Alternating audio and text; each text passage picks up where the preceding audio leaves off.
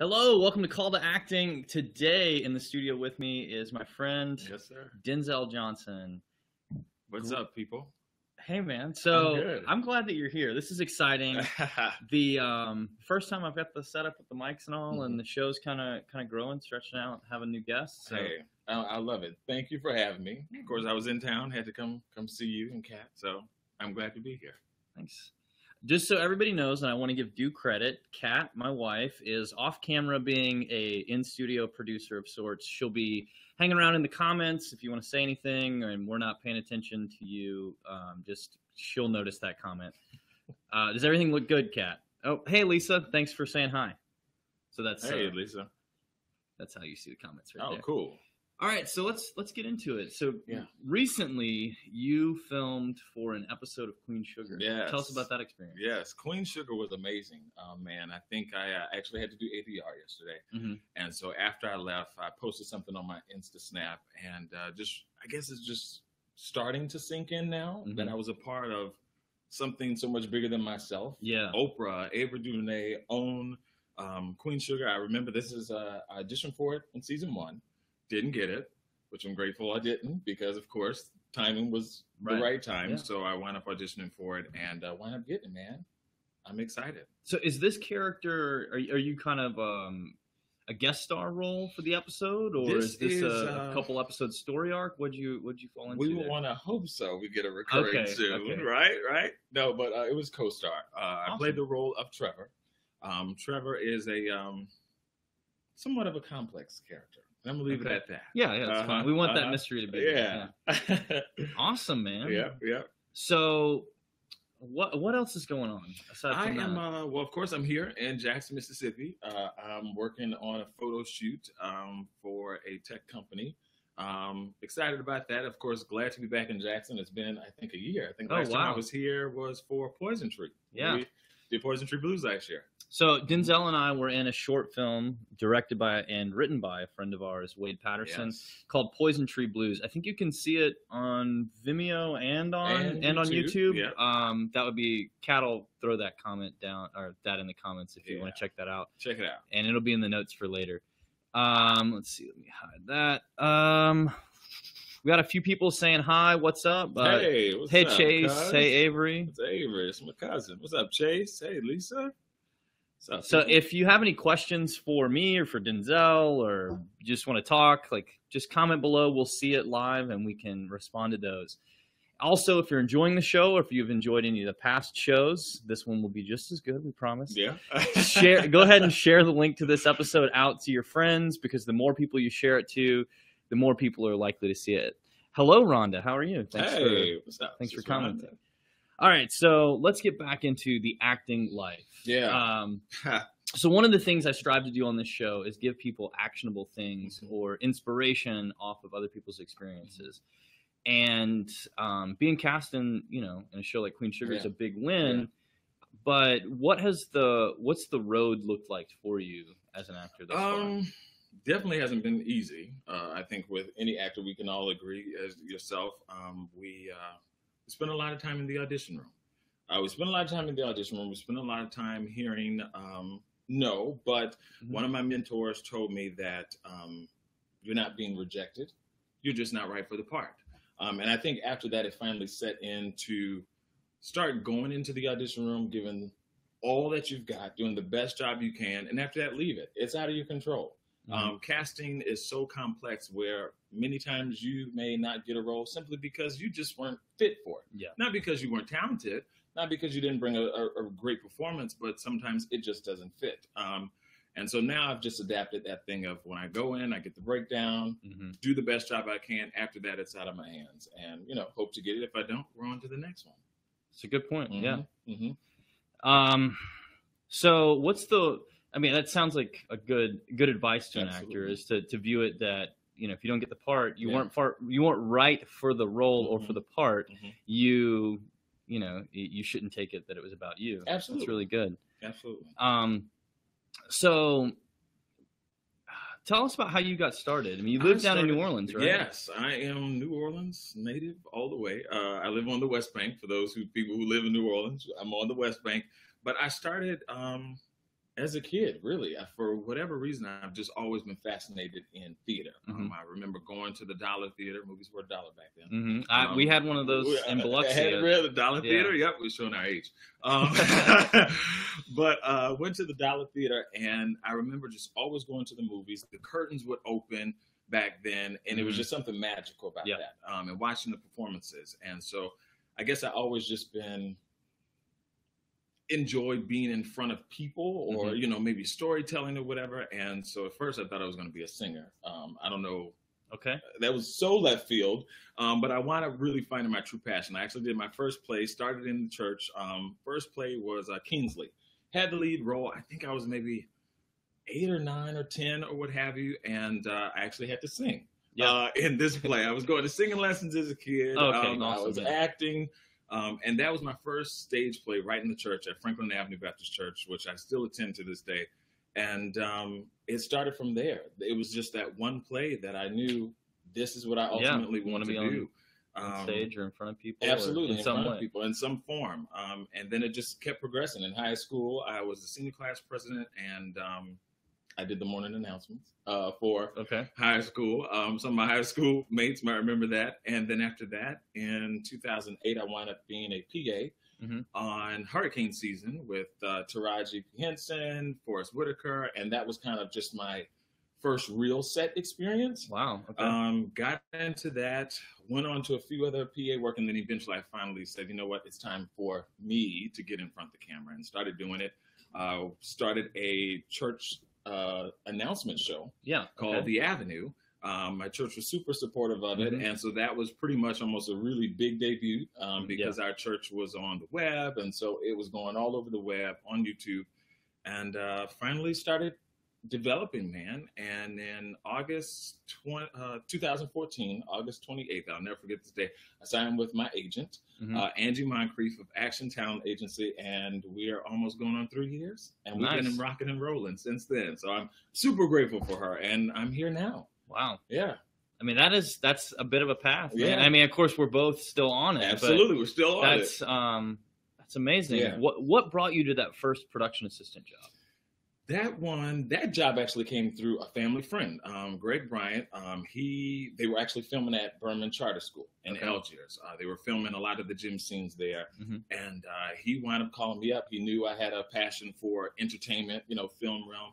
Yeah. And so he was like, hey, they're filming this movie Hurricane Season. You ought to come, see if you can meet the producers, the directors. And I wound up going over there. My mom took me out of high school. Well, checked me out of high school, I should say, and went over to Berman Charter, and I wound up meeting with the director, Tim Story, the producers of the show, Lee Cleary, who was the first AD on that show, and they were just location scouting.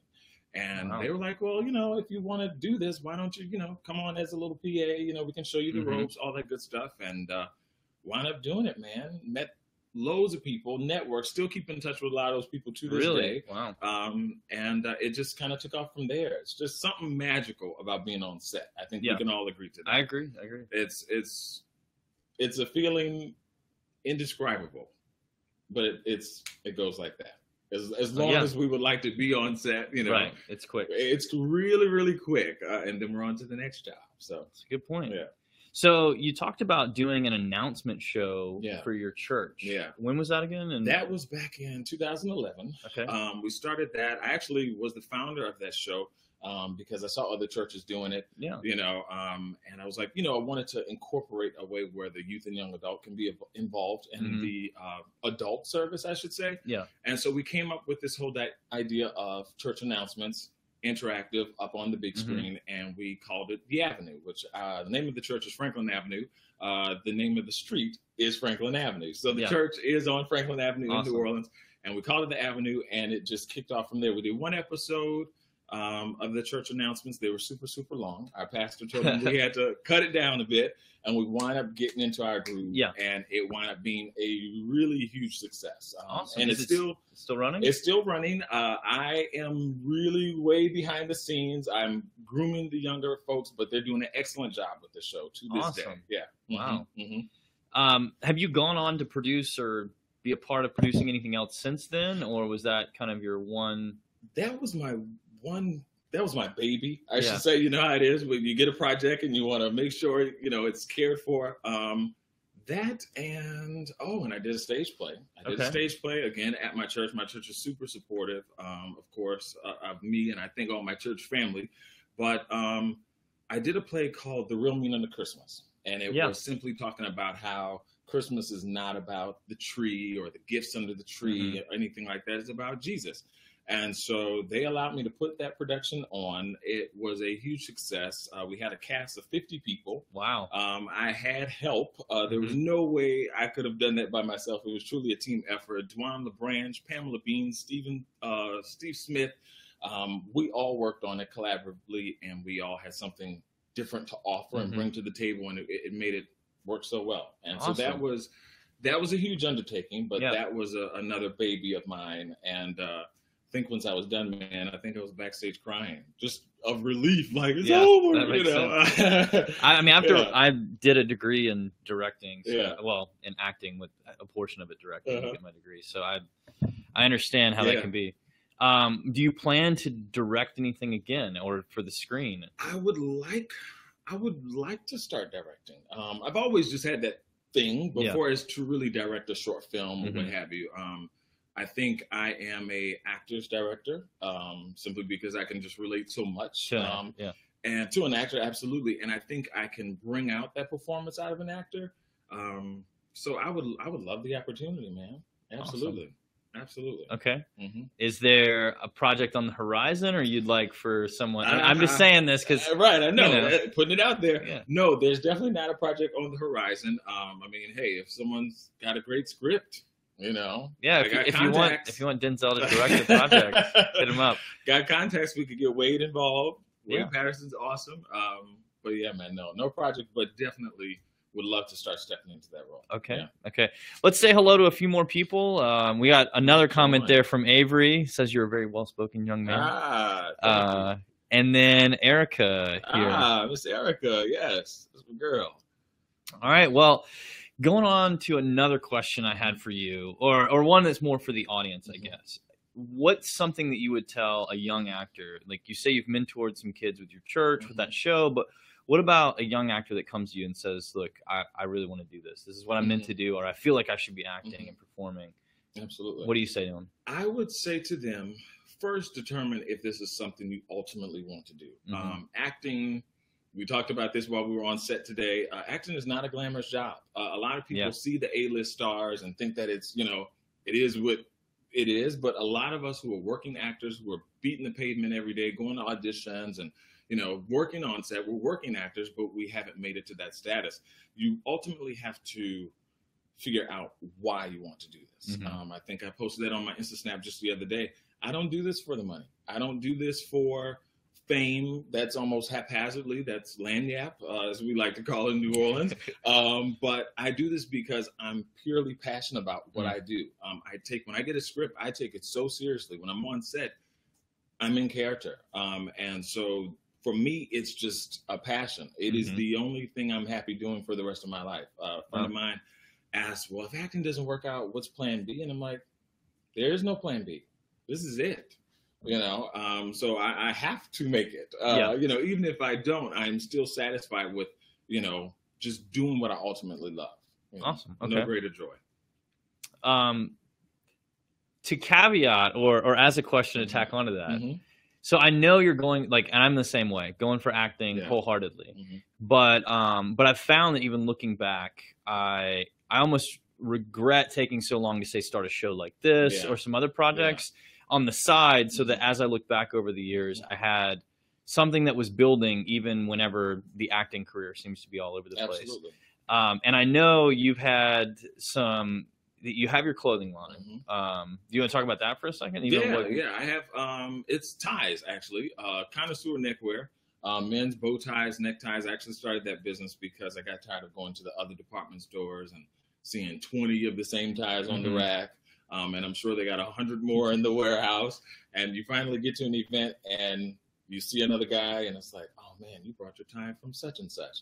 You know, so I started the business to bring a uniqueness to men's bow ties and neckties, just another place where you can get something unique. Yeah. We pride ourselves on not holding too much stock at all. A lot of the bow ties or ties that I have, we only hold maybe 2 or 3 of that. Wow. One, and that's it. Once it's gone, it's gone. You know, that way every guy has something unique. Okay.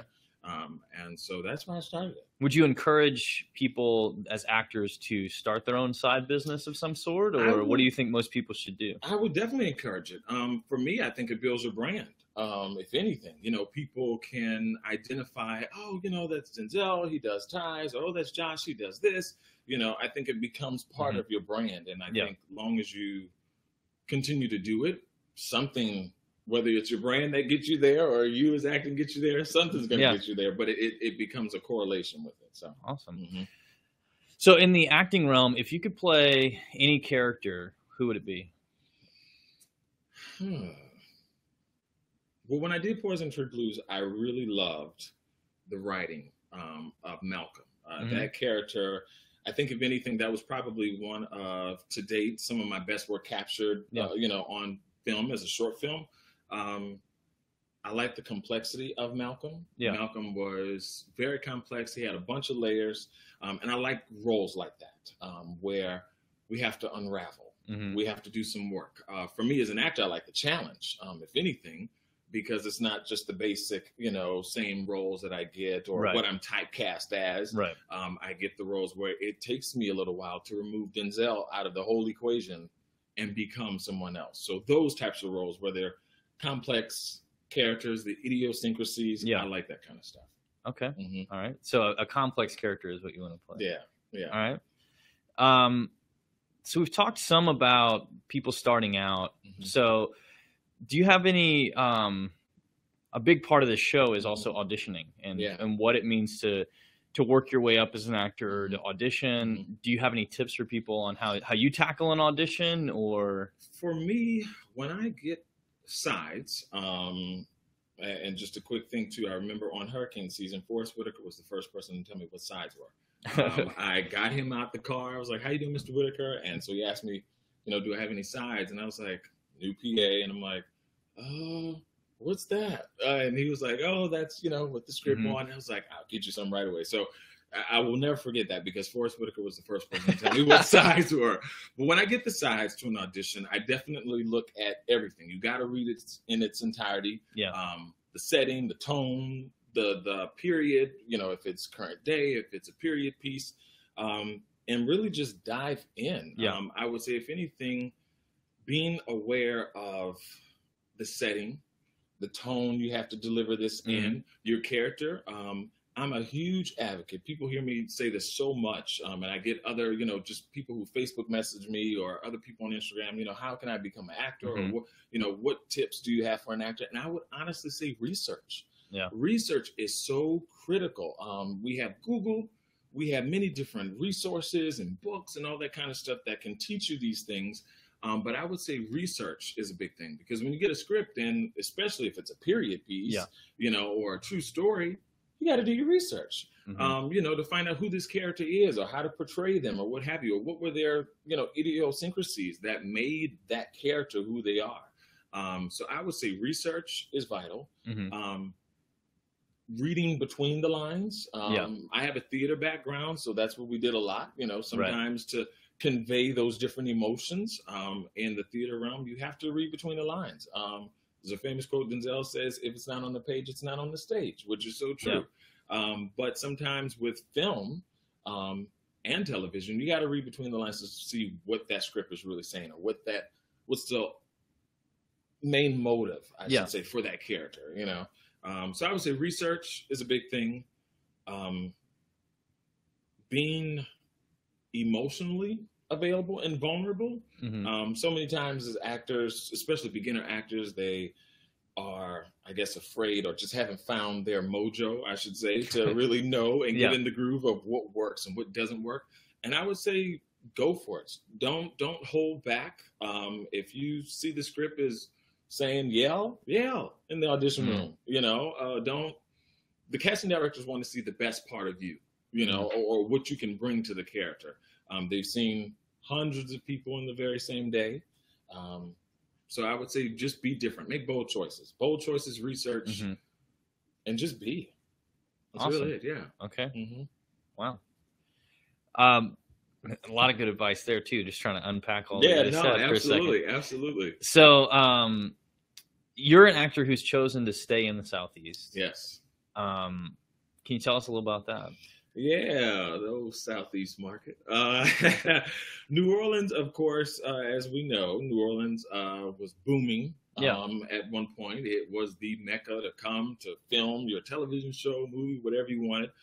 We had a few things with our state that cut the little tax breaks and all that good stuff, and so we had a lot of productions, unfortunately, to leave the city and migrate to Georgia. It's starting to come back. Yeah. That's one thing I can truly say. I haven't lost any auditions. I'm still auditioning. I'm still working on shows, whether that be here in New Orleans, Louisiana, or in Georgia, Atlanta, North Carolina. There's many shows going on. But the Southeast, if anything, I think it's about building up a good name for yourself. The Southeast is a little unique. We're not Los Angeles. We're not New York. Yeah. So we sometimes don't have a fighting chance at the larger roles, the guest stars, the recurrings. So if anything, I think the Southeast market is an excellent training ground to build up those credits, get experience. That way, when you make that move to Los Angeles or New York, you can run with them out there. I think that's the biggest thing. Sometimes new beginner actors want to jump the gun. Oh, I got one credit under my name. Now I'm going to move to Los Angeles. Yeah, good point.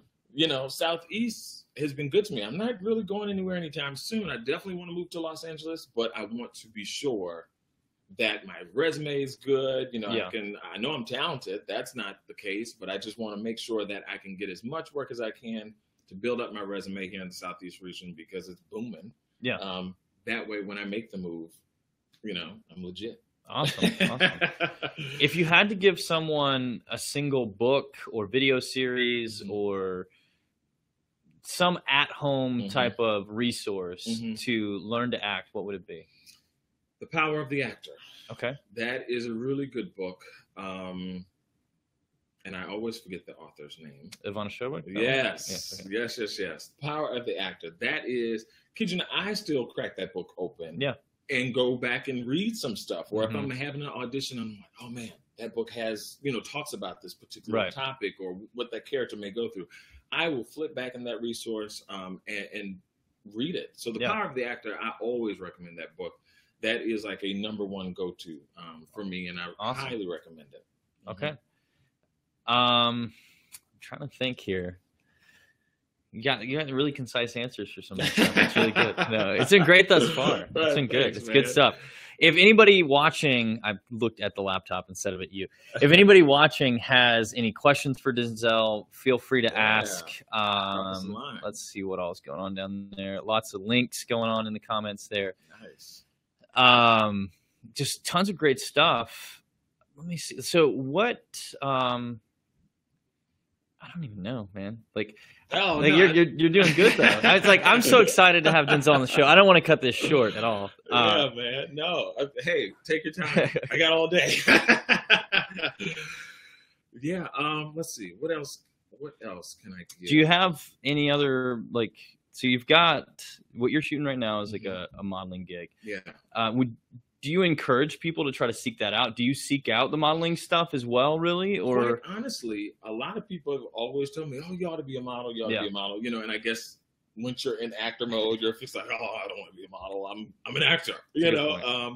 But I'm open to it. If the work comes, I'm not afraid of work.